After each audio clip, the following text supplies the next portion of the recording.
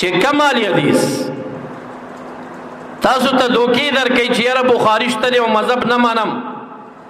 په دې بخاري شریف کې کدی مجلس کې اهل حدیث ناست دی او که زما آواز اوري را دي وړي بخاري شریف اول جلد یوه صفحه عبارت په دې منبر به ناست یم او په دې منبر به دی ناست دي.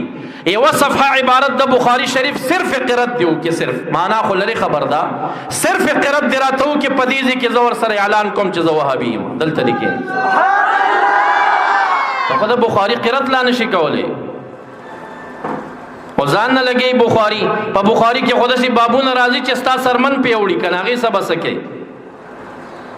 بخاري شریف خو که د اول جل شروع که نو تا ته به یو باب راشي، باب ما جاء فی الشعر فی المسجد.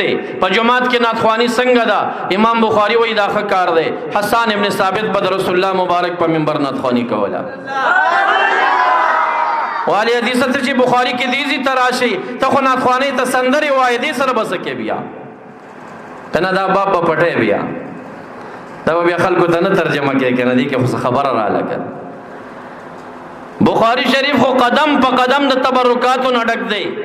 بخاري خو د رسول الله مبارک په پڼو باندې بابونه لګوي. بخاري خو د رسول الله مبارک په مسکن چې یو ځای کې ناسته قدرې کړې ده په اول جلد کې باب لګوي چې نبی اکرم صلی الله علیه وسلم کوم ځای کې ناسته کړې هغه ځای ته د برکت دپاره ورتلل بهترین عمل.